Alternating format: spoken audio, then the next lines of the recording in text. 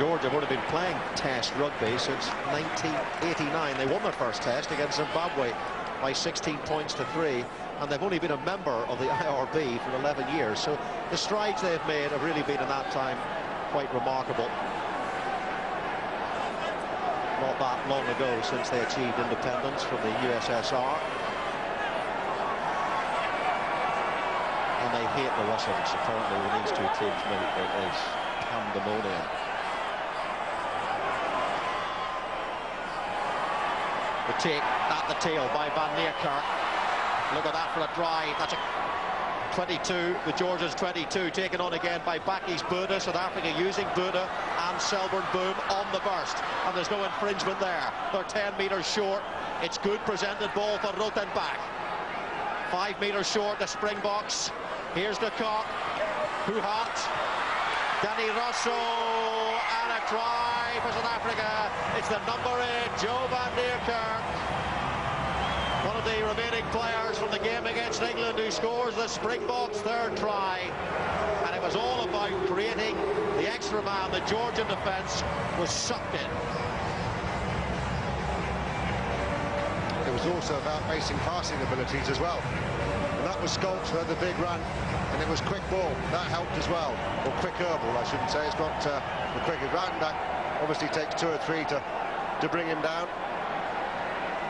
The cock knows it's going left, and it's basically draw the man, pass. Draw the man, pass. Thank you very much. Try time. Good score for the former captain of the South African under-21s, that superb South African under-21 side. It included players like Jacques Fury, who's playing tonight, and Jean de Villiers.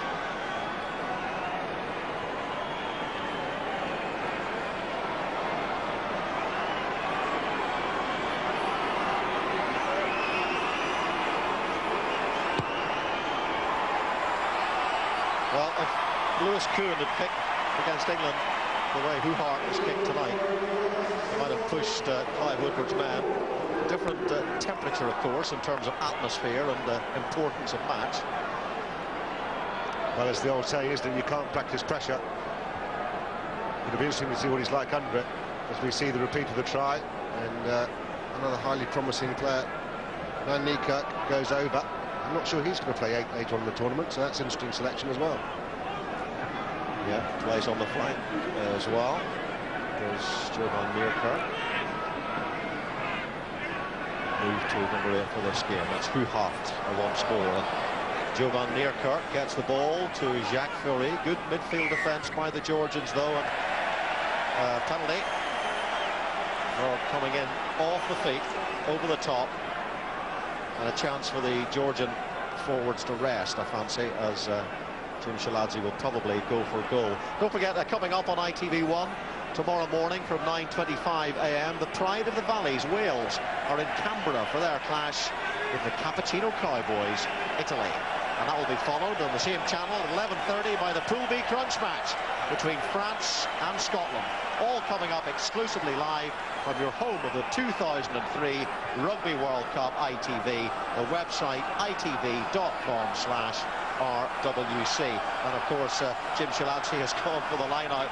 Now, Dadunashvili needs to find his man this time, and he's done it. It's well taken by Siklari. What a good game he's had. The Georgians love to maul the ball, and the drive forward is a strong one indeed by Georgiadze. They still managed to gain control there. It's Didi Bulidze at the hub of things in that ball, down the blind side. 5 metres short, the Georgians. Remember, they haven't scored a try in this Rugby World Cup. Mudirbadze waits. They pick up and drive through Chikadze. It's good defence by Rosso. Looks to have been injured there in that challenge. Danny Rosso, one of the try scorers. And down the blind side again they go. Pick up by Dadunashvili, but obstruction is given by Stuart Dickinson. Boos all round Tbilisi Central here in Sydney. And that's a pity, because they were well formed there, they were well organised. Full control of that ball and keeping the box under a lot of pressure there. Yes, they certainly were, but to be fair to the Springboks, they held out well.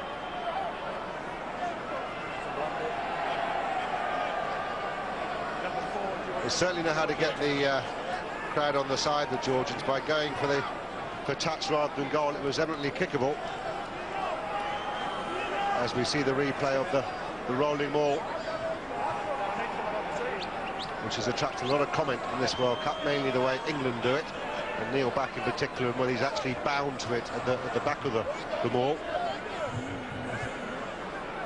Their problem was they were trying to restart the maul, and that's what caused the problem with Stuart Dickinson, the referee.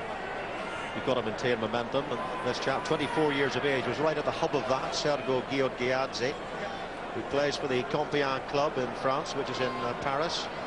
Flew from Paris late on to replace Gundishvili.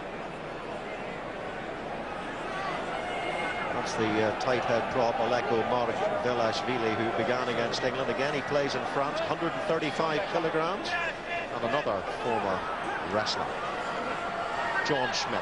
That's Van Niekerk.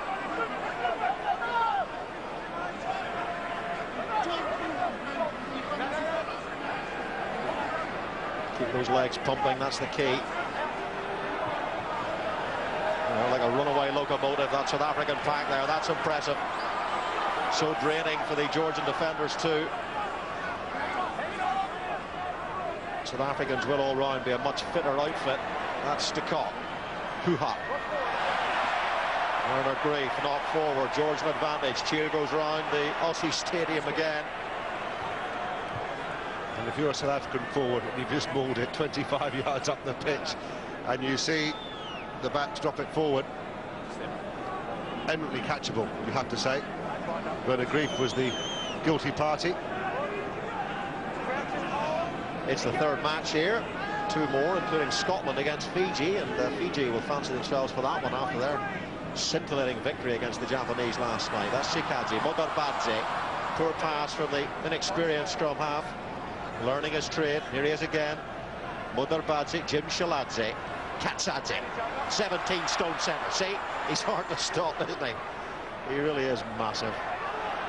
Watched them train yesterday. I thought he was one of the props when he came out on his training kit, and turned out to be the midfield general. Modarbadze, Jim Shaladze. It's not a good pass from him, but it's picked up by Iloshvili. Play on, says the referee. Now he's going to bring them back because it's offside, I think, against South Africa, and it's a penalty pretty much in front of the post. Last week, never got back. Decision time for Katsadze, the captain. I'll get points on the board. Get another big cheer for your team. There's a bit of... Yeah, he's going for goal. Shaladze's going for goal. Referee explaining to South Africa why he's penalised them.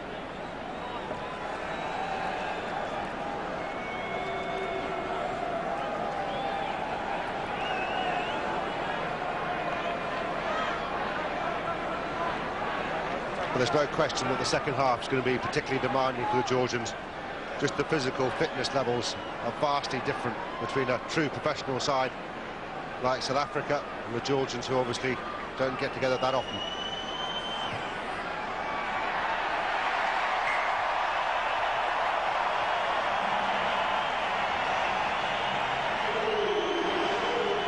Cheer, as you say, will lift the Georgian side. Yeah, Claude Sorrell, the coach of Georgia, has done a fine job. His 6th season with the nation. Flanker for Béziers, and coached them to the French Championship. Also coached Morocco for a couple of years, and he's helped develop Georgian rugby by moving as many players as possible into the French system.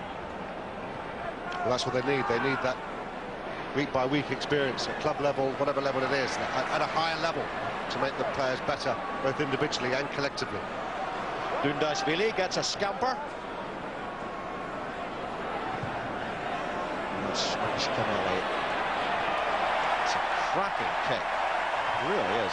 I beg your pardon, it's Jim Shaladze, but what a great boot from him.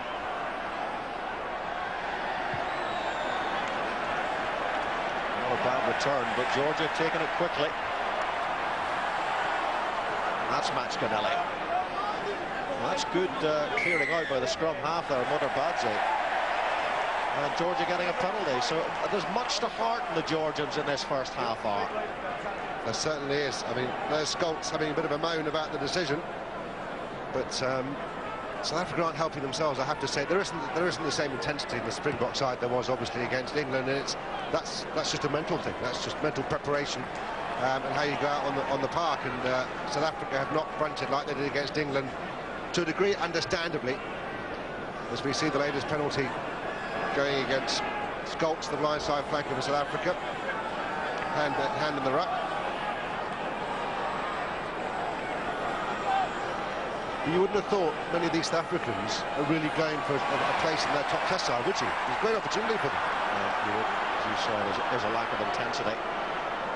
Kopeliani and the scrum half, and other badges have been mixed after him. This man has been playing well so far. That looked forward for Max Canelli, but advantage to South Africa. And that's Rosso. De Kock. Open back. Back is Buta. He's tackled by Girgadze. De Kock. Oh, and it's poor hands from Stefan Terblanche. And Stefan Terblanche is wrapped up. Georgian advantage, but it is really scruffy stuff. The ball before that, South Africa got the ball back and standing at fly half. Not this one, the one before, that's Terblanche knocking it forward. The guy who took it at fly half position was Routenbach, the prop. What on earth is a prop doing in his 22, taking it from a maul? That sort of basic lack of organisation is just not acceptable for a top side like this. It really isn't.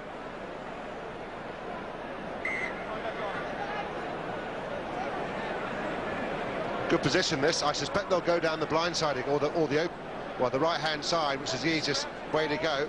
And Max Canelli, the fullback, is hovering. He is hovering, and Jim Shiladze is a noted drop goal exponent. Maybe he's not quite standing deep enough in the pocket for a drop and goal. But I'd like to see Max Canelli coming into the line again, because he looks like he's got electric pace. He's an exciting player. They might need a channel one ball though, quick ball in the scrum, because I think South Africa will really go for a big scrum this time. Well, it's quick enough, and it's Chikadze, but they were really under pressure there. Drive on by Iloshvili. So they've got to regroup a little bit here, and it's taken on by the massive prop forward, Mark Velashvili. Jim Shiladze misses out, finds Dundashvili in midfield. Stefan Terblanche tries to rip the ball from his arms. Motherbadze. Oh, Jim Shiladze loses the ball forward. So it's accidental, but there was a line in the paper this morning, I thought it was quite amusing, that George Bush had flown into Australia to watch Georgia play, and then he found out it was the wrong one. And went home again.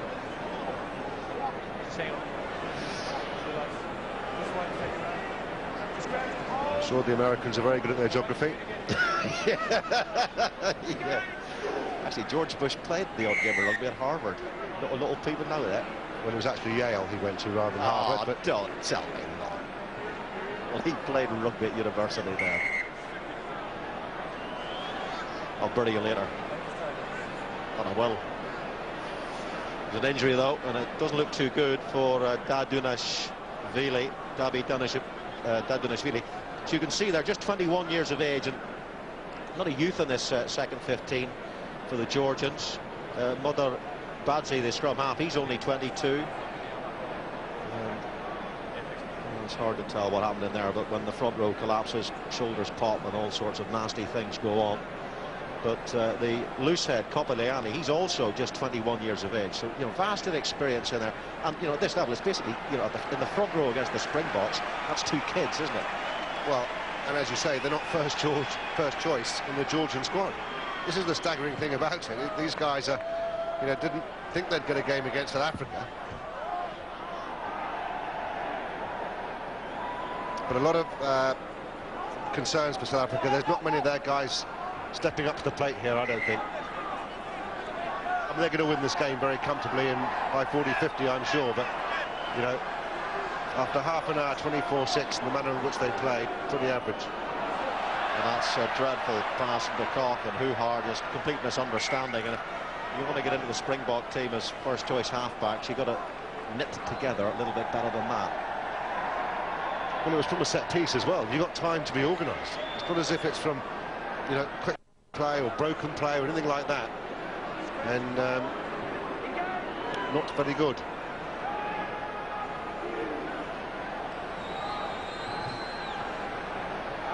Here they are, feeling the heat of the scrummage though. Jim Shaladze has to go back under all sorts of pressure. Match to Nelly. What a great kick from inside the 22, but as I said, under pressure. This is lob shot.